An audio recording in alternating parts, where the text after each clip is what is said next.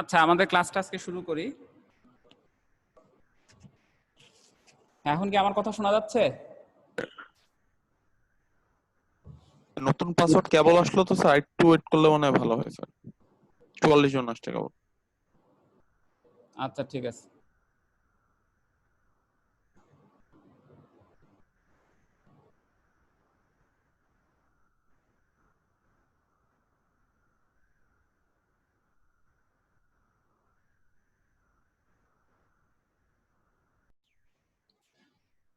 So we are going to study discrete time systems today. Up to now we have studied different type of operation on discrete signals. Now today we are going to start discrete time systems, and we will see some important definition of those systems that will help us in continuing our classes in upcoming topics. So a discrete time system is a device or algorithm that operates on a discrete time signal. মানে যদি discrete time system হচ্ছে এমন একটা system যেটার input signal or এক্সাইটেশনটা discrete হবে, called the input or excitation according to some well defined rule to produce another discrete time signal called the output or response of the system. মানে input output দুইটাই যদি যে সিস্টেমের discrete, সেই সিস্টেমটাকে বলবো আমরা ডিসক্রিট টাইম সিস্টেম। এখন ডিসক্রিট টাইম সিস্টেমের কিছু ক্লাসিফিকেশন আছে, আমরা এখন এগুলো একটু দেখব। মানে সিস্টেমের ক্লাসিফিকেশনের সাথে সেই ডিসক্রিট, যেহেতু বিভিন্ন সিস্টেমের বিভিন্ন ক্লাসিফিকেশন আছে, সেহেতু ডিসক্রিট টাইম সিস্টেমও ওইটার আন্ডারই বিভিন্ন ক্লাসিফিকেশন আছে। এখানে একটা বইয়েরই একটা খুব সিম্পল ম্যাথমেটিক্যাল এক্সাম্পল দেওয়া আছে যে ডিসক্রিট টাইম সিস্টেম যদি হয় তাহলে সেক্ষেত্রে সেগুলোর উপরে অপারেশনগুলো কেমন হয়। যেমন যদি একটা সিকোয়েন্স দেওয়া থাকে এরকম x of N is equal to, মানে ইনফিনাইট সিকোয়েন্স আর কি, মাইনাস ইনফিনিটি থেকে প্লাস ইনফিনিটি পর্যন্ত যেটার পরিধি। তো এটা 0 3 2 1, মানে জিরোটা শুরু হয়েছে কোথা থেকে? তাহলে জিরোটা শুরু হয়েছে এখান থেকে, তাই না? জিরো এখানে, আর এই পাশে সব এগুলো হচ্ছে পজিটিভ, আর পিছনে গুলো হচ্ছে নেগেটিভ টাইম এক্সিসে আছে। আর বলতেছে যে এই সিগন্যালটা কেমন সিগন্যাল, সিগন্যালটার ভ্যালু হচ্ছে মড এন, এবং এটার পরিধি হচ্ছে -3 থেকে এন এর ভ্যালু সমান বা এন এর থেকে বড়, আর 3 থেকে ছোট, এক্স অফ এনটা, আর 0 আদারওয়াইজ। তো এখন যেহেতু এখানে বলেছে -3 থেকে এন এর ভ্যালু বড় অথবা 30 সমান, সেহেতু এটার এই সিগন্যালটা ভ্যালিড হবে কোথায় কোথায়, যদিও ইনফিনাইট সিকোয়েন্স, বাট ভ্যালু পাবো কোথায় কোথায়? ভ্যালু পাবো হচ্ছে -3 এর সমান যেখানে সেখানে। তাহলে এটা যদি 0 হয় তাহলে এখানে -1, এখানে -2, আর এখানে -3, তাই না? এখানে -1, এখানে -2, এখানে -3, আর এটা +1, এটা +2, এটা +3। তার মানে এইটুকের ভিতরে শুধুমাত্র আমার সিকোয়েন্সগুলোর একটা অ্যামপ্লিটিউড ভ্যালু থাকবে, বাদ বাকিগুলোর জন্য 0 পাবো, -ইনফিনিটি এবং +ইনফিনিটিতে। এখন যদি yn ইকুয়াল টু xn হয় তাহলে সিস্টেমটা একটা আইডেন্টিটি সিস্টেম, মানে আমি যেটা ইনপুট দিব সেটাই আমার আউটপুট। এটা হচ্ছে identity system. In this case the output is exactly the same as the input signal. Such a system is known as the identity system. আচ্ছা, ইউনিট ডিলে সিস্টেমটা কি হবে? যদি y অফ n এর আউটপুটটা x অফ n - 1 হয়, y of n যেটা output সেটা যদি x অফ n - হয়, তার মানে এই যে ডিলে অপারেশনটা এটা কে করতেছে? এটা করতেছে হচ্ছে সিস্টেমটা। এই সিস্টেমটা এই ডিলে অপারেশনটা করতেছে। That system is doing that delay operation. আমি যদি x অফ n ইনপুটে দেই তাহলে y অফ n টা কি হবে? y অফ n টা হবে একটা delayed version of x of n। আচ্ছা, the system simply delays the input by 1 sample. তাহলে আমার যদি জিরো ভ্যালুটা এখন এইখানে থাকে তাহলে জিরো, এই জিরো ভ্যালুটা এখন তাহলে কোন পাশে শিফট করে যাবে?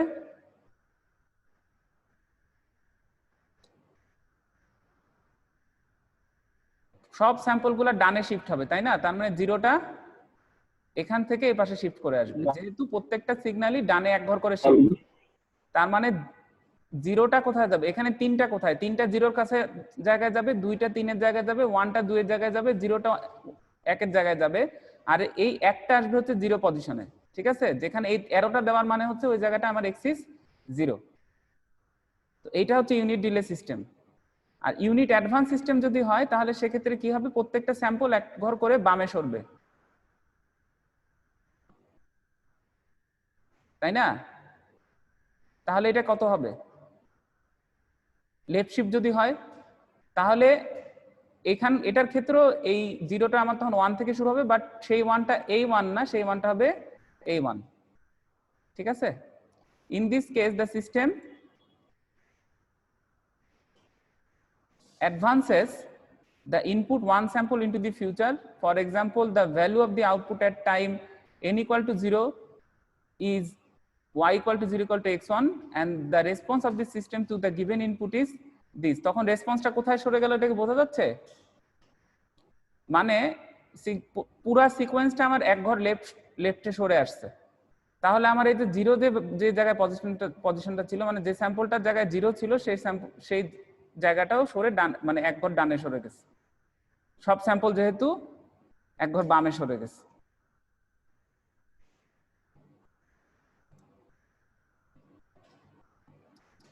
তো এখন একটা ম্যাথমেটিক্যাল একটা এক্সাম্পল দেখি, এটা হচ্ছে example 2.2। The accumulator described by some equation is excited by sequence x of n equal to n of un. Determine its output under the condition that it is initially relaxed. মানে এটা যদি initially relax একটা accumulator হয়, initially relax মানে কি কোনো initial condition নাই, যেমন ক্যাপাসিটেন্স বা ইন্ডাকটেন্স টাইপের যে সার্কিটগুলো ছিল আমরা এগুলোর ক্ষেত্রে কিন্তু ইনিশিয়াল কন্ডিশন ক্যালকুলেশন করা লাগতো। y of -1 মানে কি, সময় গণনা শুরু হওয়ার আগে এটার আউটপুট ভ্যালু যদি 0 হয় সেক্ষেত্রে এটাকে বলবো আমরা ইনিশিয়ালি রিল্যাক্সড, মানে ইনিশিয়াল কন্ডিশন নাই। আর ইনিশিয়ালি যদি কোনো আউটপুট না থাকে তাহলে আউটপুট থাকে তাহলে সেটা কি ইনিশিয়ালি রিল্যাক্সড না, ইনিশিয়াল একটা কন্ডিশন আছে, y of -1 is equal to 1। আর এখন এখানে যে ইনপুট সিকোয়েন্সটা কি রকম সিকোয়েন্স? ইনপুট সিকোয়েন্সটা হচ্ছে একটা ইনক্রিজিং সিকোয়েন্স, n এর ভ্যালু কি বাড়তে থাকবে। যদি যখন x অফ এখানে যদি 1 বসাই তাহলে এখানে 1 আসবে, এখানে যদি x অফ 2 বসাই তাহলে এখানে 2 আসবে, এবং এই ভ্যালুগুলা ভ্যালিড শুধুমাত্র কি পজিটিভ অ্যাক্সিসের জন্য, কারণ আমি এই পুরাটাকে আবার u অফ n যেটা হচ্ছে ইউনিট স্টেপ, সেই ইউনিট স্টেপ দিয়ে গুণ দিচ্ছি, তাই না? ইউনিট স্টেপ দিয়ে মাল্টিপ্লাই করা আছে, তার মানে এই সিগন্যালটা শুধুমাত্র পজিটিভ অ্যাক্সিসের জন্য ভ্যালিড। তো এখন এই আউটপুট সিস্টেমটা কিভাবে আমরা ডিফাইন করতে পারি? y of n is equal to output, মানে সিস্টেমের আউটপুটটা কিভাবে ডিফাইন করতে পারি? y of n is equal to -∞ থেকে n, -∞ থেকে n x of k। Accumulator কাজটা করে কি? অ্যাকুমুলেটর বেসিক্যালি যোগ করে, ঠিক আছে? একটা সিকোয়েন্স মানে একটা ভ্যালুর সাথে আরেকটা ভ্যালুকে যোগ করে। তো এক্স অফ কে তে আমার যে ভ্যালুটা থাকবে সেই ভ্যালুটার সাথে এর পরের যে ভ্যালুগুলো আসবে একে একে যোগ করবে, এবং এই যোগগুলো হচ্ছে দুইটা স্টেপে হয়। নর্মালি ডিজিটাল সিগন্যাল প্রসেসর যেগুলো সেগুলো একবারে এক গাদা যোগ করতে পারে না। এরা করে কি, যদি আমার 3টা যোগ থাকে তাহলে প্রথম 2টাকে আগে যোগ করে তারপর তৃতীয় ভ্যালুটাকে যোগ করে। মানে মনে করি যে আমার 3টা ভ্যালু আছে 2 3 4, প্রথমে 2 আর 3 যোগ করবে, করার পরে যে ভ্যালুটা পাবে তার সাথে 4 যোগ করবে। তো এখন -∞ থেকে n পর্যন্ত সংখ্যা যদি আমি এখানে যোগ করি x অফ k যেটা আমার ইনপুট, সেক্ষেত্রে আমি আবার কি করতে পারি, এখানে -∞ থেকে -1 এইটুক কিন্তু আসলে তাহলে ইনিশিয়াল কন্ডিশন, তাই না? সময় গণনা শুরুর আগে কোনটুক, তাহলে এর ভিতরে কিন্তু ইনিশিয়াল কন্ডিশন এবং পুরা আমার এখন যে মানে আমার যে এখন যে টাইম আমি ক্যালকুলেশন শুরু করব, যেখান থেকে সময় গণনা শুরু করব, পুরো অংশটাই আছে। তাহলে আমি যদি এখন ইনিশিয়াল কন্ডিশনের পার্টটাকে এখানে আলাদা করি, k ইকুয়াল টু -∞ থেকে -1, এটা কিন্তু আসলে ইনিশিয়াল কন্ডিশন, মানে টাইম গণনা শুরু হবে কোথা থেকে? n ইকুয়াল টু 0 থেকে। আমরা নরমালি কি জানি, t ইকুয়াল টু 0 থেকে টাইম গণনা শুরু হয়। এই ডিসক্রিট সিস্টেমের ক্ষেত্রেও টাইম গণনা ওই n ইকুয়াল টু 0 থেকেই শুরু হবে, জাস্ট t টা n দ্বারা রিপ্লেসড হবে এবং ভ্যালুগুলো ডিসক্রিট হবে। তাহলে এই k ইকুয়াল টু -∞ থেকে -1, এই x অফ k এর এই ভ্যালুগুলো হচ্ছে ইনিশিয়াল কন্ডিশন। আর যেহেতু আমার ইনিশিয়াল কন্ডিশন কনসিডার করতে বলা আছে আবার কনসিডার করতে বলাও নাই, সেহেতু আমাকে এই ইনিশিয়াল কন্ডিশনটা কনসিডারেশনে আনতে হবে। এখন পরবর্তী ভ্যালুগুলো তাহলে কত থেকে শুরু হবে? k ইকুয়াল টু 0 থেকে n পর্যন্ত x অফ k, তাই না? তাহলে এখন আমরা জানি কি, যে x অফ k এর যে প্রথম রাশিটা ছিল, প্রথম সংখ্যাটা ছিল, এটা হচ্ছে আমার ইনিশিয়াল কন্ডিশন, আর বাদ বাকি হচ্ছে আমার অ্যাকুমুলেটরের যোগ, ঠিক আছে? তো এখন আমরা সবাই জানি যে 0 থেকে n পর্যন্ত যদি এভাবে আমি এক সংখ্যা যোগ করতে থাকি তাহলে এটার টোটাল যোগফলটা সাম যদি ইকুয়েশন ইউজ করি তাহলে কি আসবে?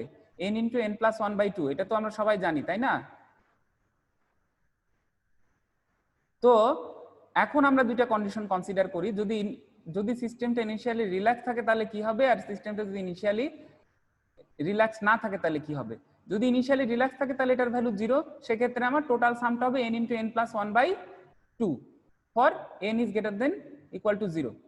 আর যদি ইনিশিয়াল কন্ডিশনটা থাকে সেক্ষেত্রে ইনিশিয়াল কন্ডিশন 1 বলা আছে, এই 1টা এটার সাথে যোগ হয়ে যাবে, যে টোটাল ভ্যালুটা আসবে। তো এখান থেকে আমার শেখার বিষয়টা কি, এখান থেকে আমার শেখার বিষয় হচ্ছে যে ইনিশিয়াল কন্ডিশন থাকতে পারে এবং সেই ইনিশিয়াল কন্ডিশনটা থাকে নরমালি -∞ থেকে -1 এর মধ্যে। ইনিশিয়ালি সময় গণনার শুরুতে যদি কোনো ভ্যালু থাকে তাহলে সেটা এভাবে থাকবে। এবং আরেকটা শেখার বিষয় কি, আরেকটা শেখার বিষয় হচ্ছে যে এই k = 0 to n এটাও কিন্তু একটা আউটপুট, এবং এটাও কিন্তু একটা basically output. y of n এর দুইটা অংশ, একটা হচ্ছে ইনিশিয়াল অংশ আর একটা হচ্ছে কারেন্ট অংশ, ঠিক আছে। এবং ডিজিটাল সিগন্যাল প্রসেসর যেগুলো, এগুলা কিন্তু একসাথে সব যোগ করে ফেলতে পারে না। এরা আমরা যখন মাইক্রোপ্রসেসর পড়বো, বা তোমরা মাইক্রোপ্রসেসর মানে এখন পড়তেছো কিনা আমি জানি না, ওখানেও দেখতে পাবা যে বিট মানে স্যাম্পল ওয়াইজ এরা যোগ করে। মানে যদি আমাকে 5টা রাশি দেওয়া হয় তাহলে 1 আর 2 যোগ করবে, তারপর যোগফলের সাথে 3 যোগ করবে, তারপর যোগফলের সাথে 4 নাম্বার স্যাম্পলটা যোগ করবে, তারপর যোগফলের সাথে 5 নম্বর, মানে এভাবে স্টেপ ওয়াইজ যোগ বা বিয়োগ বা যে কোনো অপারেশন এই ডিজিটাল সিগন্যাল প্রসেসর যেগুলো সেগুলো করে। তো এখন এই ডিসক্রিট সিস্টেমটাকে আবার ব্লক ডায়াগ্রামের মাধ্যমে প্রকাশ করা যায়। এখন আমরা একটু এটা দেখবো, এটা বইতে দেওয়া আছে, খুবই সহজ, এই জন্য আমি অতটা ব্যাখ্যা করব না। যদি এখন এরকম একটা সিস্টেম থাকে যেটার ইনপুট যদিও x অফ n এবং আউটপুট হচ্ছে এইটা, তো এখন আমরা এটা দেখে কি বুঝতে পারি, এখানে কিন্তু x অফ n টা হচ্ছে কারেন্ট ইনপুট, তাই না? x অফ n হচ্ছে কারেন্ট ইনপুট আর x অফ n - 1 হচ্ছে, আমার কথা কি শোনা যাচ্ছে? জি স্যার। আচ্ছা, x অফ n - 1 হচ্ছে পাস্ট ইনপুট, আর y অফ n - 1 টা কি, y অফ n - 1 হচ্ছে কি পাস্ট আউটপুট, তাই না? তাহলে using basic building blocks introduced above, আর এই যে এখানে দেওয়া আছে স্কেচ দি ব্লক ডায়াগ্রাম, আমাদেরকে এখন এটা ব্লক ডায়াগ্রাম আঁকাতে হবে। তো ডিলে নরমালি যখন আমরা রিপ্রেজেন্ট করি, এই ডিলে গুলা বা হচ্ছে পাস্ট ইনপুট গুলাকে আমরা রিপ্রেজেন্ট করি হচ্ছে ইনভার্স দিয়ে, জেড ইনভার্স দিয়ে, ঠিক আছে। তো এখন তাহলে এই সিস্টেমটাকে আমরা এই ব্লক ডায়াগ্রাম দিয়ে কিভাবে রিপ্রেজেন্ট করব একটু দেখি। The output y of n is obtained by multiplying the input x of n by 0.5, তার মানে আমাকে ইনপুটটাকে আগে 0.5 দিয়ে গুণ করতে হবে, তাই না? তাহলে আমি একটা ইনপুট নিলাম, নেওয়ার পর এইটাকে 0.5 দিয়ে গুণ দিয়ে একটা সামারের ভিতরে ঢুকাই দিলাম, এটা হচ্ছে ফার্স্ট কাজ। এরপরে যেটা আছে সেটা হচ্ছে আমার ইনপুটটাকে একবার ডিলে করতে হবে এবং তাকে আবার হাফ দিয়ে গুণ দিতে হবে এবং এই দুইটা রাশিকে যোগ করতে হবে। তো আমি এখন কি করব, মাল্টিপ্লাইং দ্য প্রিভিয়াস ইনপুট, আচ্ছা multiplying the previous input x of n - 1 by 0.5, মানে প্রিভিয়াস যে ইনপুট, এই ইনপুটটা দেওয়ার আগে যে ইনপুটটা ছিল সেটা পাওয়ার জন্য আমি একটা জেড ইনভার্স করলাম। এটা কেন এইভাবে করলাম আমরা পরবর্তীতে জানতে পারবো, বাট এই যে জেড ইনভার্স 1 এটা মানে হচ্ছে একটা স্যাম্পল পিছায় দেওয়া। তাহলে ইনপুটটার যদি একটা স্যাম্পল পিছাইতে হয় তাহলে আমার কি মেমোরি দরকার না? আমার যদি ডিভাইসের ভিতরে মেমোরি না থাকে তাহলে কি আমি আগের জিনিসগুলোকে রিকালেক্ট করতে পারবো? পারবো না। তার মানে এই যে সিস্টেমটা নিয়ে এখন আমরা ডিল করতেছি, এই সিস্টেমটা কিন্তু মেমোরি লেস না, এটার মেমোরি আছে, ঠিক আছে। তো এইরকম বিভিন্ন ক্লাসিফিকেশন আস্তে আস্তে আমরা জানবো। তো multiplying the previous input x of n - 1 by 0.5, এই যেখানে আমি 0.5 দিয়ে গুণ দিয়ে দুইটাকে যোগ করলাম, এরপর দুইটার প্রোডাক্টকে যোগ, এরপর এই প্রোডাক্ট দুইটাকে যোগ করে এরপরে আমরা প্রিভিয়াস আউটপুটটা বের করতে হবে। তার মানে এই প্রিভিয়াস আউটপুটগুলো রাখার জন্য আমার মেমোরি ডিভাইস লাগবে। তো এই প্রিভিয়াস আউটপুটটাকে কিভাবে বের করব, এই যে এখান থেকে যে y অফ n আমার কারেন্ট আউটপুট ছিল সেখান থেকে আমি একটা ডিলে সিস্টেম ব্যবহার করে আমি প্রিভিয়াস আউটপুটটা বের করলাম এবং সেটাকে 0.25 দিয়ে গুণ দিলাম বা 1/4 দিয়ে গুণ দিয়ে টোটাল যে ইনপুটটা ছিল একটা ডিলে ইনপুট একটা কারেন্ট ইনপুট তার সাথে যোগ দিয়ে দিলাম। তাহলে এই হচ্ছে simple block diagram representation of A discrete system. এটা কি বোঝা গেছে? স্যার এখানে আগে স্যার ডিলে করে তারপরে স্যার ওই অফসেট ভ্যালু দিয়ে গুণ করছে, ভাইস ভার্সা করা যায় না স্যার? মানে ফার্স্টে 0.5 দিয়ে গুণ করলাম তারপরে ডিলে করলাম। এটা নরমালি ডিলেটা আগে করতে হয়, এটাই কনভেনশন, আগে ডিলে করতে হবে তারপর মাল্টিপ্লাই করতে হবে। ডিলে হলে জেড ইনভার্স, আর অ্যাডভান্স হলে কি স্যার শুধু জেড স্যার? অ্যাডভান্স হলে শুধু জেড, যদি শুধু জেড দেই তার মানে কি n+1 হবে তখন। আচ্ছা এক্সকিউজ মি, আমি একটু তোমাদের কাছে 1 মিনিট সময় নিচ্ছি।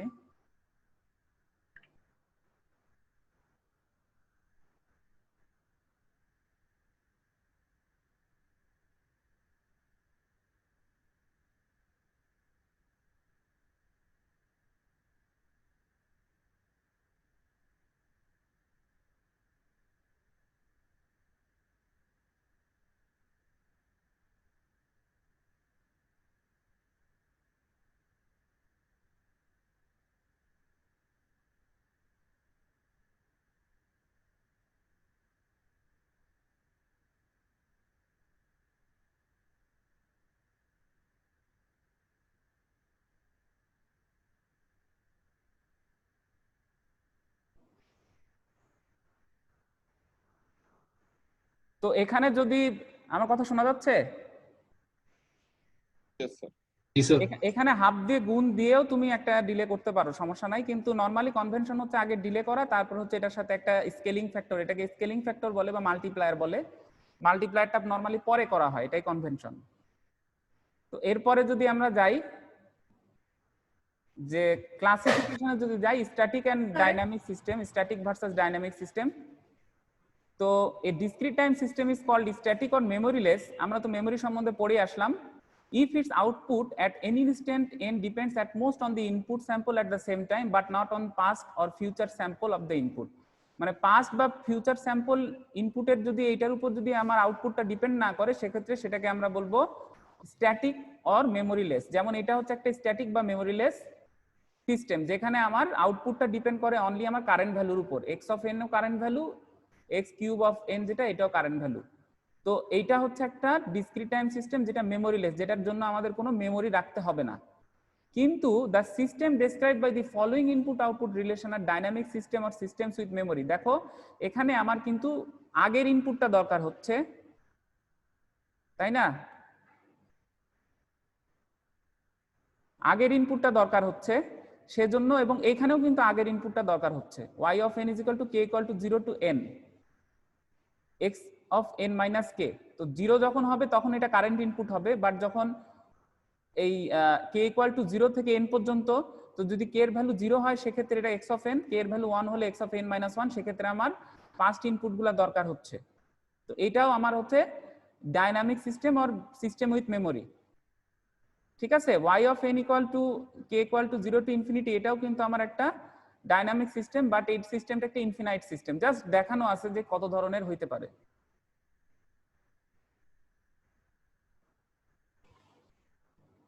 এখন আরেকটা ইম্পর্টেন্ট অ্যাসপেক্ট আমরা দেখব, যেটাকে বলা হয় হচ্ছে time invariance and time variance of a system. তো কথা শুনে বোঝা যাচ্ছে যে টাইম ভ্যারিয়েন্ট সিস্টেম যেটা, সেটা কেমন হবে। সেটা হচ্ছে যদি আমি শিফট করি, ইনপুটটাকে যদি শিফট করি, তাহলে আউটপুটটা ওই শিফটেড ভার্সনের সাথে মিলবে না। মানে আমি x of one, x of n থেকে যদি ওয়াই অফ এন পাই, তাহলে x of n minus one থেকে y of n minus one পাওয়ার কথা, তাই না, output.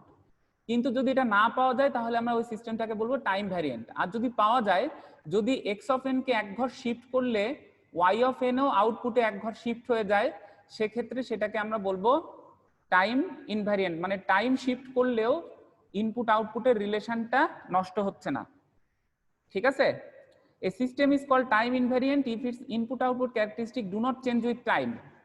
To elaborate, suppose that we have a system T in a relaxed state, which when excited by an input signal x of n produces an output signal y of n. ঠিক আছে, এই যেখানে টিটা দেখতে পাচ্ছি, এটা হচ্ছে একটা ট্রান্সফরমেশন, যেটা হচ্ছে আমার x of n এর উপরে এই ট্রান্সফরমেশনটা করলে আমরা y of n আউটপুট পাবো। তার মানে ট্রান্সফার ফাংশনটা হচ্ছে এই টাউ বা টি। ঠিক আছে, now suppose that the same input signal is delayed by k unit. এখন এই ইনপুট সিগন্যালটাকে যদি k ইউনিট ডিলে করি, এখানে x of n minus k করি, আর আউটপুটও যদি y of n minus k আসে, তাহলে আমার সিস্টেমটা টাইম ইনভ্যারিয়েন্ট। ঠিক আছে, if the characteristic of the system do not change with time, the output of the relaxed system will be y of n minus k. Relax system বলছি কারণ আমার initial কন্ডিশনটা কনসিডার করতেছি না। ঠিক আছে, that is the output will be the same as the response to x of n, except that it will be delayed by the same k units in time that the input was delayed. মানে input যতটুকু delay হয়েছে, আউটপুটটাও ততটুকু delay হবে, কিন্তু এদের মধ্যে যে transfer function ছিল, মানে যে রিলেশনটা ছিল, এটা যদি হ্যাম্পার না হয়, তাহলে সিস্টেমটা টাইম ইনভ্যারিয়েন্ট সিস্টেম বলবো। তাহলে নেক্সট আমরা কিন্তু এর পরের ক্লাসগুলোতে লিনিয়ার টাইম ইনভ্যারিয়েন্ট সিস্টেম নিয়ে আলোচনা করব। তো টাইম ইনভ্যারিয়েন্ট একটা প্রপার্টি, একটা সিস্টেম একটা ক্যারেক্টারিস্টিক, যেটা আমরা আজকে শিখলাম। ঠিক আছে, আচ্ছা, এখন আরেকটা ইম্পর্টেন্ট জিনিস শিখবো, সেটাকে বলে লিনিয়ার এবং নন লিনিয়ার সিস্টেম। সবাই আমরা এটা জানি, এটা কন্টিনিউয়াস সিস্টেমসও আমরা কন্টিনিউয়াস সিগন্যালেও পড়ে আসছি, এবং আমরা আজীবন ধরে লিনিয়ার এবং নন লিনিয়ার পড়তেছি। সুপারপজিশনের ক্ষেত্রে আমরা যখন সুপারপজিশন থিওরি অ্যাপ্লাই করছিলাম 101-এ, তখন আমরা we had studied this linear system. Linear system will be consistent with the superposition principal, তাই না? তো এর দুইটা প্রপার্টি আছে, একটা হচ্ছে মাল্টিপ্লিকেটিভ অর স্কেলিং প্রপার্টি, আর একটা হচ্ছে অ্যাডিটিভিটি প্রপার্টি। ঠিক আছে, তো এই দুইটা প্রপার্টি যদি কোনো সিস্টেম যদি অ্যাপ্রুভ করে, একটা সিস্টেমের যদি এই দুইটা ক্যারেক্টারিস্টিক থাকে, তাহলে আমরা বলবো সেই সিস্টেমটা একটা লিনিয়ার সিস্টেম। তো এই প্রপার্টিগুলা কি? মাল্টিপ্লিকেটিভ অর স্কেলিং প্রপার্টিটাকে হোমোজেনিটি প্রপার্টিও বলে, যতদূর আমার মনে পড়ে। তো এটার ক্ষেত্রে আর কি, আমি যদি ইনপুটটাকে একটা নির্দিষ্ট স্কেল করি বা ইনপুটটাকে যদি একটা কনস্ট্যান্ট দিয়ে গুণ দেই, তাহলে আউটপুটটাও ওই একই কনস্ট্যান্ট দিয়ে গুণ হবে। এইটাকে বলে হচ্ছে মাল্টিপ্লিকেটিভ অর স্কেলিং প্রপার্টি। ঠিক আছে, তো a linear system is one that satisfies the superposition principle. Simply stated, the principle of superposition requires that the response of the system to a weighted sum of signals be equal to the corresponding weighted sum of the responses of the system to each of the individual input signal. এখানে আসলে বোঝানোর কিছু নাই, এখানে ওই দুইটাই বলা আছে, মাল্টিপ্লিকেটিভ এবং অ্যাডিটিভ প্রপার্টি দুইটা একসাথে করা আছে দেখে একটু কমপ্লেক্স মনে হচ্ছে, বাট জিনিসটা খুব সহজ। মানে আমি ইনপুটটাকে যদি a1 দিয়ে গুণ দেই, তাহলে আমার আউটপুট যেটা সেটাও a1 দিয়ে গুণ হবে। ইনপুটটাকে যদি a2 দিয়ে গুণ দেই, ইনপুটের একটা পার্টকে, তাহলে আউটপুটের ওই পার্টটা a2 দিয়ে মাল্টিপ্লাই হবে। আর এই দুইটাকে একত্রে যদি আমি সিস্টেমে অ্যাপ্লাই করি, তাহলে যে আউটপুটটা পাবো, এদেরকে আলাদা আলাদাভাবে সিস্টেমের ইনপুট হিসেবে ইউজ করে সেই আউটপুট দুইটাকে যদি যোগ করি, তাহলে একই আউটপুট পাবো। মানে এখানে y অফ n যদি y ড্যাশ অফ n এই দুইটা যদি সমান হয়, তাহলে আমরা বলবো যে সিস্টেমটা লিনিয়ার সিস্টেম। তাছাড়া অন্য সিস্টেম যেটা এই প্রপার্টি যেটা ফুলফিল করবে না, সেই সিস্টেমটাকে বলবো আমরা non linear system. A relaxed linear system with zero input produces a zero output. ঠিক আছে, a relaxed linear system with zero input produces a zero output. যদি ইনিশিয়াল কন্ডিশন না থাকে, এটাও লিনিয়ারিটির একটা খুব ইম্পর্টেন্ট প্রপার্টি, যে ইনপুট জিরো দিলাম কিন্তু আউটপুট জিরো না, মানে ইনপুটে কিছু দেই নাই বাট আউটপুট পাচ্ছি, সেক্ষেত্রে সেই সিস্টেমটা কিন্তু লিনিয়ার হবে না, কারণ ইনিশিয়াল কন্ডিশন থাকবে তখন। If a system produces a non-zero output with a zero input, the system may be either non-relaxed or non-linear.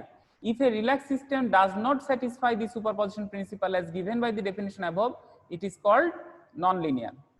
তো নন লিনিয়ার এবং লিনিয়ার সিস্টেম আমরা পড়লাম। আমরা লিনিয়ার টাইম ইনভ্যারিয়েন্ট সিস্টেম নিয়ে আগামী ক্লাসগুলোতে আলোচনা করব। তাহলে লিনিয়ার টাইম ইনভ্যারিয়েন্ট সিস্টেম কোনটা হবে? সিস্টেমটা লিনিয়ার হতে হবে, মানে অ্যাডিটিভিটি প্রপার্টিটা থাকতে হবে, অ্যাডিটিভিটি এবং স্কেলিং এই দুটো প্রপার্টি থাকতেই হবে। আরেকটা প্রপার্টি থাকতে হবে, সেটা কি? Time invariance. Linear time invariant system linear হবে এবং টাইম ইনভ্যারিয়েন্ট হবে। মানে আমি যদি শিফট করি, ইনপুট শিফট করলে আউটপুটটা জাস্ট আগে আমার যে আউটপুট ছিল তার শিফটেড ভার্সন হবে, মানে ইনপুট এবং আউটপুটের যে রিলেশন এটা চেঞ্জ হবে না। এখন কজাল এবং নন কজাল সিস্টেম আমরা শিখব, এবং স্টেবল ভার্সাস আনস্টেবল সিস্টেম শিখব। তো a system is said to be causal, একটা system causal system if the output of the system at any time n depends only on present and past inputs. যদি আউটপুটটা আমার present আর past ইনপুটের উপর depend করে, future input যেগুলা সেগুলোর উপর ডিপেন্ড না করে, তাহলে সেটাকে আমরা বলবো কজাল সিস্টেম। আর যদি এমনটা না হয়, তাহলে আমরা সেটাকে বলবো নন কজাল সিস্টেম। আরেকটা সিস্টেম আছে অ্যান্টি কজাল। অ্যান্টি কজাল সিস্টেমটা কি, এটা তোমাদের কাছ থেকে আমি নেক্সট ক্লাসে জানতে চাবো, এটা তোমাদের অ্যাসাইনমেন্ট। অ্যান্টি কজাল আর একটা সিস্টেম আছে, সেটা কি জিনিস সেটা আমি তোমাদের কাছে নেক্সট ক্লাসে শুনবো, যে কোনো কারো কাছ থেকে, অতএব এটা একটু দেখে রেখো। আচ্ছা, stable versus unstable system. A stable system satisfied the bounded input for bounded output condition. Bounded input মানে আমি যে এখানে যে সিকোয়েন্সগুলো দিচ্ছি তার অ্যামপ্লিটিউড কত ধরতেছি, 2, 3, 1 এরকম, তাই না? যদি ইনপুটের এই অ্যামপ্লিটিউডটা ইনফিনিটি হয়, সেক্ষেত্রে এটাকে বলবো আমরা ইনফিনিটি ইনপুট, তখন সেটা আর বাউন্ডেড ইনপুট হবে না। এখন এরকম একটা বাউন্ডেড ইনপুটের জন্য যদি আমি একটা বাউন্ডেড আউটপুট বা একটা ফিনাইট আউটপুট না পাই, অ্যামপ্লিটিউড যদি ইনফিনিটি হয়ে যায়, তাহলে সেটাকে বলবো আমরা বিবো বা bounded input bounded output unstable. ঠিক আছে, আর যদি এই কন্ডিশনটা ফুলফিল করে, তাহলে সেটাকে আমরা বলবো স্টেবল। এখানে কিন্তু কন্ডিশনটা দেওয়া আছে যে এক্স অফ এনটা কি, একটা অ্যামপ্লিটিউড ভ্যালু। এই অ্যামপ্লিটিউড ভ্যালুটা একটা নির্দিষ্ট কোয়ান্টিটি এম এক্স এর থেকে ছোট বা এর সমান, অথবা ইনফিনিটি থেকে ছোট হবে, মানে একটা বাউন্ডের মধ্যে থাকবে, একটা বাইন্ডিংস এর মধ্যে থাকবে। আউটপুটটাও একটা বাইন্ডিংস এর মধ্যে থাকবে, যেটা এম ওয়াই, এবং ভ্যালুটাও ইনফিনিটি থেকে কম হবে। এখন আমরা আজকের যে মেইন, আজকের যে ক্লাসটা, আজকে যে জন্য ক্লাস, সেই টপিকে চলে আসছি। এটাকে বলা হচ্ছে resolution of discrete time signal into impulses. তো আমাদের যদি একটা আরবিটারি সিগন্যাল থাকে এক্স অফ এন এবং এটা we wish to resolve into sum of unit sample sequence, we select the elementary signal xk of n to be this, ঠিক আছে, delta n minus কে, মানে এটা হচ্ছে একটা shifted impulse. xk of n হচ্ছে একটা shifted impulse, where k represents the delay of the unit sample sequence, k টা হচ্ছে একটা delay to handle an arbitrary signal x of n that may have non-zero values over n। আচ্ছা, এত কথা আমরা না বলি, আমরা সরাসরি উদাহরণে চলে যাই, তাহলে আমার মনে হয় জিনিসটা বোঝা সহজ হবে। এখন এই x of n কে যদি আমি ডেল্টা n মাইনাস কে দিয়ে গুণ দেই, তাহলে ঘটনাটা কি ঘটবে কেউ কি আমাকে বলতে পারো? ডেল্টা n মাইনাস কে হচ্ছে একটা শিফটেড ইম্পালস, এবং এইটার এই শিফটেড ইম্পালসটা আসলে আসে কোথায়? n ইকুয়াল টু কে তে, তাই না? কারণ আমরা যে ল্যাবের ক্লাসে শুনছিলাম না, n minus K is equal to 0 ধরলে তাহলে আমরা বুঝতে পারবো যে আমার স্যাম্পলটা এখন আসে কোথায়।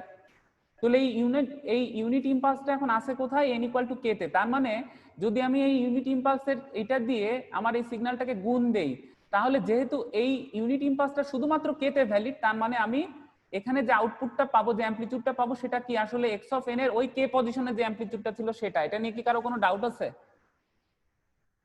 থাকলে এখনই বলতে হবে। স্যার আরেকবার একটু। আচ্ছা, চিত্রে চলে যাবো। আচ্ছা, ডেল্টা এন মাইনাস কে যেটা, সেটা ভ্যালিড হচ্ছে শুধুমাত্র কে তে, কারণ N minus K equal to যদি 0 ধরি তাহলে কি হয়?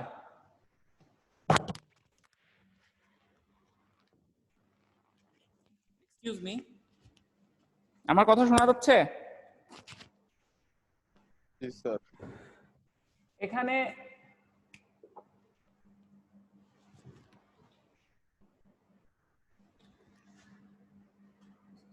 n minus K equal to যদি 0 হয়, তাহলে n ইজ ইকুয়াল টু কত? তাহলে n ইজ ইকুয়াল টু কত? কে না? তো এর মানে কি? এই ডেল্টা n মাইনাস কে যে জিনিসটা, এই ডেল্টা n মাইনাস কে হচ্ছে valid only at K.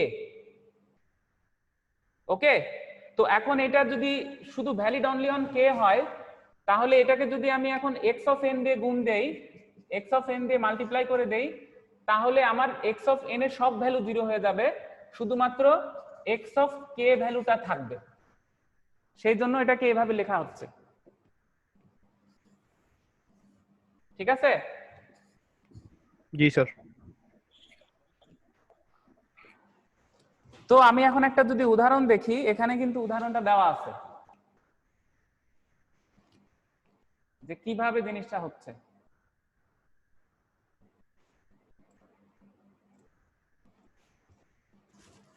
In other words, each multiplication of the signal x of n by a unit impulse at some delay k, delta n minus k আসলে কি? আমি জানি যে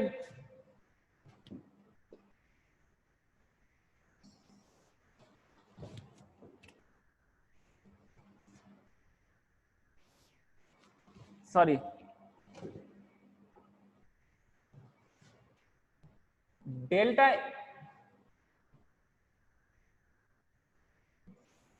delta N যেটা, delta এনটা valid কোথায়? Delta এনটা valid হচ্ছে শুধুমাত্র 0 তে। তো এটাকে যদি আমি এখন ডেল্টা এন মাইনাস কে করি, তাহলে এটা কোথায় যাবে? এই 0 থেকে সরে কে তে আসবে, তাই না? এটা হচ্ছে ডেল্টা এন মাইনাস কে, বাদ বাকি সব জায়গায় 0। তো এখানে যদি আমি এটাকে এক্স অফ এন দিয়ে গুণ দেই, তার মানে এক্স অফ এন এর যে ভ্যালুগুলা, অন্য ভ্যালুগুলা ছিল, সেগুলো সব নাল এন্ড ভয়েড হয়ে যাবে। শুধুমাত্র ভ্যালু কোনটা থাকবে? কে পজিশনে যে ভ্যালুটা ছিল এক্স অফ কে, সেটা শুধু থাকবে, ঠিক আছে? তো এখানে ওইটাই আরো একটু সুন্দরভাবে দেখানো হয়েছে, যে এখানে যদি একটা সিকোয়েন্স থাকে এইভাবে, আর এটা ডেল্টা এন মাইনাস কে হচ্ছে এইটা, ঠিক আছে? তো এইটা আমি শিফট করে কোথায় নিয়ে আসছি? ডেল্টা এনটা এন এর পজিশন ছিল এইখানে, কিন্তু সেটাকে শিফট করে নিয়ে আসছি কে পজিশনে। এখন এই সিগন্যালটা দিয়ে যদি এই সিগন্যালটাকে মাল্টিপ্লাই করি, তাহলে কোন অ্যামপ্লিটিউডটা বের হয়ে আসবে এখান থেকে? এই যে অ্যামপ্লিটিউডটা বের হয়ে আসবে, বোঝা যাচ্ছে? কারণ এই সিগন্যাল দিয়ে মাল্টিপ্লাই করলে সবই তো 0 হয়, খালি এই জায়গায় যে ভদ্রলোক আছে সেই ছাড়া। বোঝা যাচ্ছে?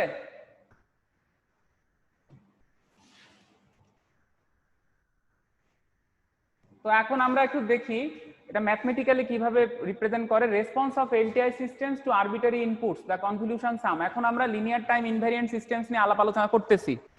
আমরা যদি কোনো সিস্টেমকে ইম্পালসের রেসপেক্টে এইভাবে ইম্পালসের মাধ্যমে যদি কোনো সিগন্যালকে রিপ্রেজেন্ট করতে চাই সাম অফ ইম্পালসেস, তাহলে সেই সিস্টেমটার অ্যাডিটিভিটি থাকতে হবে, তাই না? কারণ আমরা টোটাল সিগন্যালটাকে এইভাবে বিভিন্ন ছোট ছোট খণ্ডে বিভক্ত করে ফেলতেছি এবং এক একটা সিগন্যালকে এক একটা ইম্পালস দিয়ে রিপ্রেজেন্ট করতেছি, তাই না? সিগন্যালের এক একটা অংশকে এক একটা এটা টোটাল একটা ডিসক্রিট সিগন্যাল, তাই না? এটা একটা ডিটি সিগন্যাল যার প্রত্যেকে হচ্ছে এক একটা স্যাম্পল, এরা হচ্ছে সবাই এক একটা স্যাম্পল। এই এক একটা স্যাম্পলকে আমি রিপ্রেজেন্ট করতেছি কি দিয়ে? এক একটা ইম্পালস দিয়ে। তার মানে কি করতেছি আমি? বেসিক্যালি ইনপুট সিকোয়েন্সটাকে আমি ইম্পালসের সমন্বয়ে ভাগ করে ফেলতেছি। এখন যদি আমি এভাবে ভাগ ভাগ করে একটা সিস্টেমে ইনপুট দেই, তাহলে আউটপুটে কি, যদি টোটাল সিগন্যালটাকে ইনপুট দিলে আউটপুটে যেমন আউটপুট আসবে সেরকম না আসে, তাহলে কি আমার কাজ হবে? হবে না। প্রথমে আমি টোটাল সিগন্যালটা আমি কি করতে পারি? টোটাল সিগন্যালটাকে ডিএসপি, যদি ডিসক্রিট ডিজিটাল সিগন্যাল প্রসেসর থাকে, আমি ইচ্ছা করলে x of N K input দিলাম, আউটপুট আসবে হচ্ছে ওয়াই অফ এন, তাই না? ওয়াই অফ এন আসবে output.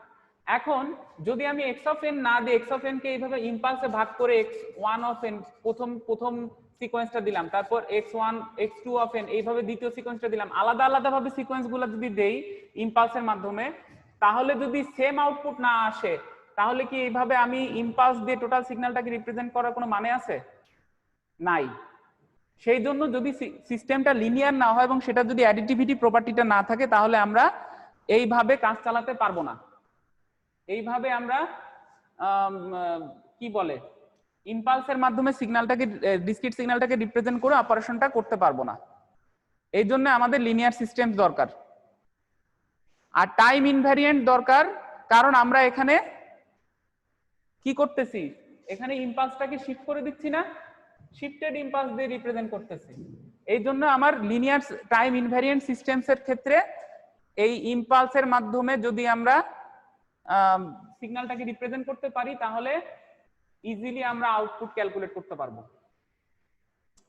So finally, if the input is the arbitrary signal x of n that is expressed as a sum of weighted impulses, তাহলে finally minus infinity থেকে plus infinity পর্যন্ত যদি যাই, minus infinity থেকে plus infinity পর্যন্ত যদি যাই, x of k delta n minus k, তার মানে k এর বিভিন্ন ভ্যালুর জন্য মাইনাস ইনফিনিটি থেকে প্লাস ইনফিনিটির মধ্যে x of n টাকে আমরা এভাবে ভাগ করে ফেললাম। Then the response of the system to x of n is corresponding sum of weighted output. তাহলে এখন ইনপুটটাকে এইভাবে ছোট ছোট খণ্ডে ভাগ করে ফেলার পরে এখন যদি আমি এটাকে প্রসেসরের ভিতরে বসাই, এই টাউটা হচ্ছে আমি মনে করতেছি ট্রান্সফার ফাংশন। এখন এর ভিতরে আমি ইনপুটটা দিয়ে দিলাম, যে ইনপুটটা হচ্ছে এইভাবে ভাগ ভাগ করা, এটা হচ্ছে ইনপুটটা সিস্টেমে দিলাম। তাহলে আমি এখন কি পাবো? এক্স অফ কে যেটা, সেটা বের হয়ে আসলো। ঠিক আছে, যেহেতু আমরা কনসিডার করতেছি ইম্পালস রেসপন্স, দেখো আমি সহজে কোন একটা সিস্টেমের রেসপন্স ক্যালকুলেট করার পদ্ধতি হচ্ছে ইম্পালস রেসপন্স ক্যালকুলেট করা। একটা সিস্টেমের ইনপুট যদি ডেল্টা এন হয়, এটা যদি একটা সিস্টেম হয়, এটার ইনপুট যদি ডেল্টা এন হয়, সেক্ষেত্রে আউটপুট যদি এইচ অফ এন হয়, তাহলে এইচ অফ এনটাকে বলা হয় হচ্ছে ইম্পালস রেসপন্স।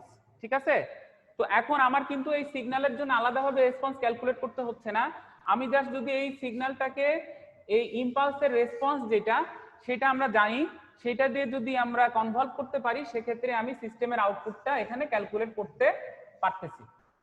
তার মানে একটা লিনিয়ার টাইম ইনভ্যারিয়েন্ট সিস্টেম যেটাকে, যার ইনপুটটাকে আমরা এইভাবে শিফটেড ইম্পালসের মাধ্যমে রিপ্রেজেন্ট করতে পারি, সেই সিস্টেমটার ক্ষেত্রে শুধুমাত্র যদি আমি ইম্পালস রেসপন্সটা জানি, সিস্টেমটার ইম্পালস রেসপন্সটা যদি জানি, মানে সিস্টেমটা একটা ইম্পালসের ক্ষেত্রে কিভাবে আচরণ করে এইটা যদি জানি, তাহলে এই শিফটেড ইম্পালসের সাথে আমি সিগন্যালটাকে কনভলভ করতে পারলেই আমার কি হবে?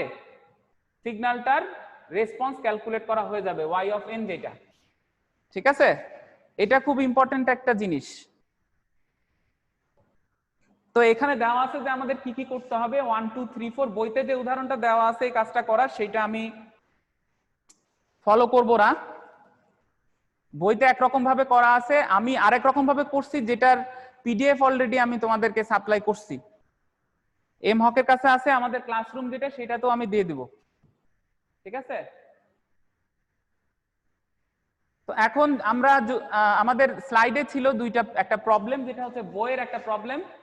ওই যে পিডিএফটা আমি এমহবকে দিছি, যদি তোমাদের কাছে ওইটা থেকে থাকে তাহলে তোমরা ওটা এখন ওপেন করতে পারো, কারণ আমি একটু দেখাবো যে জিনিসটাকে দুই ভাবে আসলে করা যায়। ঠিক আছে, বইতে যেভাবে করা আছে, বইতে এইচ অফ এন যেটা ইম্পালসটাকে শিফট করা আছে, কিন্তু আমি ইম্পালসটাকে শিফট না করে আমার সিগন্যালটাকে শিফট করব। মানে এখানে যদি আমি এটা জাস্ট সিম্পলি বইতে প্রমাণটা দেওয়া আছে যে x of k, sorry, x of k আর তার সাথে impulse response n minus k, এই পদ্ধতিটা ফলো না করে যদি আমি x of n minus k আর এইচ অফ কে এইটা করি, আমার একই আউটপুট আসবে। ঠিক আছে, তো বইতে যে প্রসিডিউরটা ফলো করা আছে, বইতে এই প্রসিডিউরটা ফলো করা আছে। আমি একটু এই প্রসিডিউরটা তোমাদের পিডিএফ আকারে দিয়ে দিচ্ছি, এটা কিভাবে করে। তো এইটা একটু আমরা দেখবো, জাস্ট কাজটা খুবই সহজ। স্যার স্ক্রিন শেয়ার করলে মনে হয় ভালো হতো স্যার, ওই ইয়াটা। স্ক্রিন শেয়ার করা লাগবে না, কি করা লাগবে দেখো।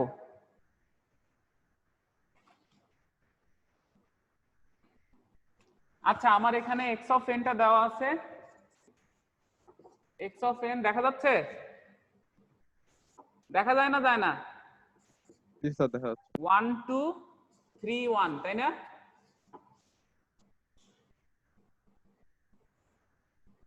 ওয়ান টু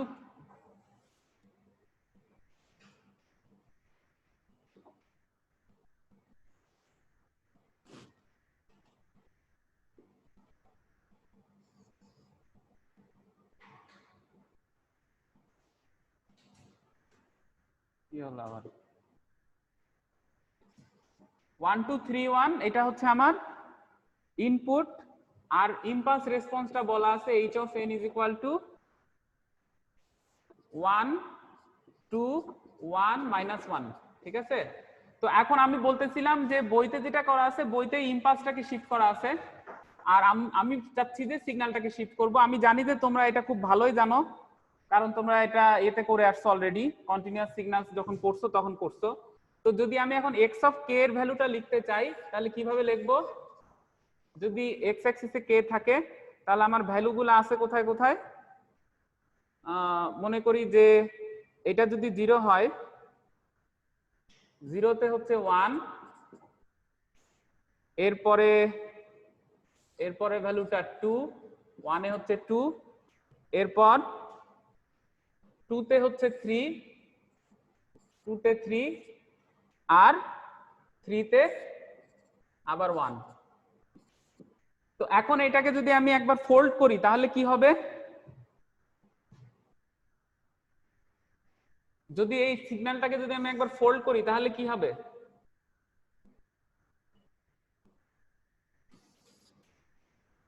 যে ভ্যালুগুলো পজিটিভে ছিল সব নেগেটিভে যাবে, আর জিরোর পজিশনে যে ভ্যালুটা ছিল সেটা থেকে যাবে, তাই না? এটা 1, আর -1 -2, -1 এ কে যাবে? -1 এ যাবে হচ্ছে 2, -1 এ গেল 2, আর -2 তে গেল 3, আর -3 তে গেল 1। এটা হচ্ছে x অফ মাইনাস কে। ঠিক আছে, তো এখন আমি যদি x অফ মাইনাস কে দিয়ে h অফ কে গুণ দেই তাহলে কি ভ্যালু আসে? h অফ কে কিন্তু এখানে লিখি নাই আমি। h অফ টা দেখতে কেমন হবে? h অফ কে হচ্ছে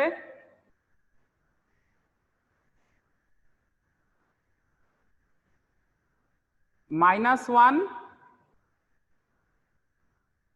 ও, আমি একটা জিনিস দিতে ভুলে গেছি, h অফ n টার জিরো ভ্যালুটা এইখানে আছে, হ্যাঁ, আর x অফ n এর জিরো ভ্যালুটা এইখানে আছে। তাহলে এখানে যদি আমি দেই তাহলে 2, 0তে হচ্ছে 2, আর তারপরে 1, তারপরে -1 এ হচ্ছে আবার 1, আর 2 এ হচ্ছে -1। তো এখন যদি এই দুইটা আমি গুণ করি, h অফ কে আর x অফ মাইনাস কে, এই দুইটা যদি গুণ করে যোগ করি সবগুলাকে, তাহলে কেমন আসবে? h of 0 x of 0 plus h of minus 1 to x of minus 1, এই দুইটা আসবে, কারণ অন্যগুলা 0 হয়ে যাবে। তো সেটা হবে 2 into 1 plus 1 into 2, যেটা টোটাল ভ্যালু আসবে হচ্ছে 4। তাহলে আমরা একটা কিন্তু শিফট করে অলরেডি করে ফেলছি, ঠিক আছে? কোনটা করছি আমি? x of minus k বের করার কারণ হচ্ছে এখানে আমি n equal to 0 ধরছি। আমি আসলে x of n minus k যে জিনিসটা ছিল, এই জিনিসটা দিয়ে h of n K convolve করব এবং শিফট করব হচ্ছে কাকে? শিফট করব হচ্ছে এই সিগন্যালটাকে। বইতে শিফট করা আছে ইম্পালস রেসপন্সকে, কিন্তু আমি শিফট করতেছি সিগন্যালটাকে। তাহলে প্রথম n এর ভ্যালু যখন 0, তার জন্য আমি x of minus k টা ক্যালকুলেট করলাম, করে ইম্পালস রেসপন্সের সাথে গুণ দিয়ে দিলাম, ঠিক আছে? না বুঝলে আমার ওই যে করা আছে পুরাটাই, তোমরা ওটা দেখতে পারো, তোমাদেরকে পিডিএফ অলরেডি আমি দিয়ে দিছি। এখন জাস্ট আমি জিনিসটা বুঝাচ্ছি যে কিভাবে করতে হয়, যাতে তোমরা এটা করতে পারো একা একা।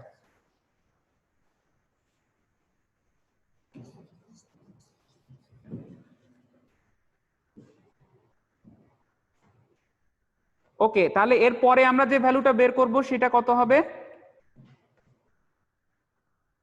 n এর ভ্যালু 0 এর জন্য বের করছিলাম।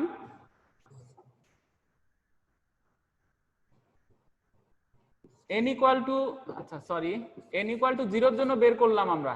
তাহলে এখন যদি n equal to 1 এর জন্য বের করি, সেক্ষেত্রে আমার কিন্তু h of n বা h of k যেটাই বলি, এটা কিন্তু স্ট্যাটিক, এটা কিন্তু চেঞ্জ করা যাবে না, ঠিক আছে? যেহেতু আমি এটা শিফট করতেছি না।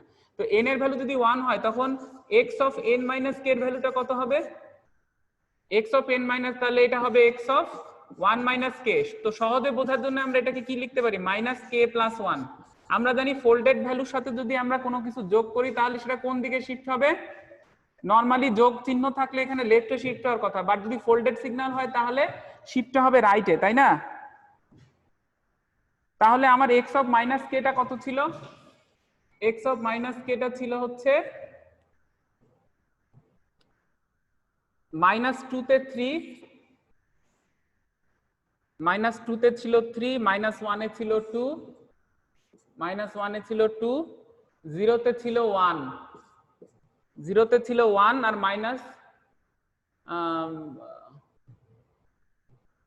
-3 তে ছিল 1, -3 তে ছিল 1। তাহলে এইটাকে যদি আমি এখন এক ঘর শিফট করি, কোন দিকে করব? লেফট শিফট না রাইট শিফট? রাইট শিফট হবে, কারণ এটা একটা ফোল্ডেড সিগন্যাল। সেক্ষেত্রে কোন ভ্যালুটা কোথায় যাবে? 0 তে যে ভ্যালুটা ছিল, 0 তে যে ভ্যালুটা ছিল সেটা কোথায় যাবে? সেটা যাবে 1 এ, তাই না? তাহলে 1 এ চলে যাবে 1, এই 0টা শিফট হয়ে 1 এ চলে যাচ্ছে। তাহলে -1 এ যে ভ্যালুটা ছিল সেটা কোথায় আসবে? সেটা আসবে 0 তে। -1 এ ছিল 2, -1 এ ছিল 2, সেটা আসবে 0 তে। আর যেটা -2 তে ছিল 3, সেটা আসবে কোথায়? সেটা আসবে -1 এ। আর যেটা -3 তে ছিল সেটা আসবে -2 তে, সেটা হচ্ছে 1, -2। এখন আমার আরেকটা শিফট হয়ে গেছে। এখন এই ভ্যালুগুলোর সাথে যদি আমি আবার h of k এর ভ্যালুটাকে কনভলভ করি বা গুণ করি, সেক্ষেত্রে কি হবে? সেক্ষেত্রে আমি তখন লিখবো কি? n equal to 1 এর জন্য y of 1 নির্ণয় করছি, এবং তখন আমার ইকুয়েশনটা হবে কত? ইকুয়েশনটা হবে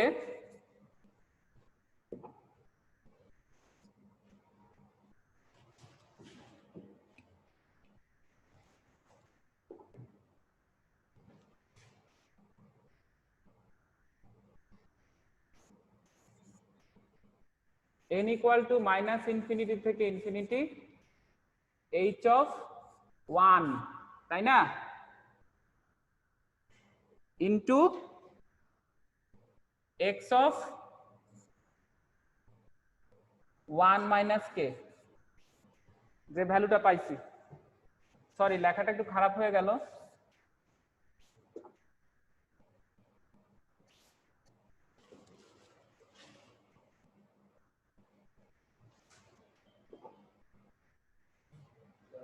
হুম তো লাস্টের লেখাগুলো বুঝতেছি না স্যার। দেখি আনার চেষ্টা করতেছি। h(a1) ইন্টু x(-k+1) এইটা গুণ করতে হবে, তাই না? বোঝা যাচ্ছে? y(1) ক্যালকুলেট করার জন্য। তো এইটা যদি আমি ক্যালকুলেট করি তাহলে এটার ভ্যালুটা পাবো 8। আমি যে পিডিএফটা দিছি ওখানে করা আছে, আমি জাস্ট দেখাচ্ছি যে এইভাবে শিফট করতে হবে। তো এইভাবে আমরা -k+1 বের করছি, সেরকমই 2 - k বের করব। 2 - k মানে কি? -k+2, তাই না? তখন আমার রাইট শিফট করতে হবে 2 ঘর। এইভাবে পুরাটা কিভাবে করতে হবে কনভলিউশনটা, এটা পিডিএফ এর ভিতরে একদম করে দেওয়া আছে হাতে কলমে। তো পিডিএফ এর সাথে আমার যেটা, আমি যে পিডিএফটা দিছি ওইটার সাথে বইয়ের পার্থক্য হচ্ছে বইতে ইম্পালসটাকে শিফট করছে আর আমি সিগন্যালটাকে শিফট করছি। ওকে, তো আজকে মনে হয় ক্লাসের সময় শেষ, এরপরে মেয়াজের ক্লাস আছে তোমাদের। এখন আপাতত আমি ক্লাস এখানে আজকে মুলতবি করতেছি। নেক্সট দিন তোমরা যেটা করবা, সবাই এই দুইটা জিনিস দেখে আসতে হবে, ঠিক আছে? আমার কথা শোনা যাচ্ছে? জি স্যার। তো এইটা হচ্ছে যার যার এম হক, তোমার সেকশনেরটা তুমি নিবা, সবাই নিজের মতো 4টা এভাবে সিগন্যাল নিতে হবে, নিয়ে সেটাকে কনভলভ করতে হবে। অনুশীলনীর যে কোনো একটা নিতে হবে, হ্যাঁ, নিয়ে সেটা কনভলভ করে সিআর কে জমা দিতে হবে। এবং দুই ভাবেই করতে হবে, একটা হচ্ছে এইভাবে ইনপুট শিফট করে, আর একটা হচ্ছে ইম্পালস রেসপন্সটাকে শিফট করে। আমি কি করলাম এটা নিয়ে কার যদি কোনো ডাউট থাকে তাহলে নেক্সট ক্লাসে আমরা এটা সলভ করব। ওকে, কবের মধ্যে করতে হবে কাজটা স্যার? এইটা কাজটা নেক্সট ক্লাসে দিলেই হবে আমাকে। 2 সিআর 2জন 2টা জিপ ফোল্ডার করবা, সবারটা কালেক্ট করে ওই জিপ ফোল্ডারটা আমাকে এ করে দিবা, মেল করে দিবা, তাহলেই হবে। জি স্যার। তো আজকের ক্লাসটা এখানেই শেষ হয়ে যাচ্ছে। তোমাদের সাথে আমার নেক্সট দিন দেখা হবে। আর আমার মনে হয় পিডিএফটা দেখলে আর এটা ডাউটটা থাকবে না কোনো, যে এলটিআই সিস্টেমসের কিভাবে ইম্পালস রেসপন্সের মাধ্যমে কনভলিউশনটা ক্যালকুলেট করতে হয়। ওকে, আজকে এই পর্যন্তই। আসসালামু আলাইকুম স্যার। আসসালামু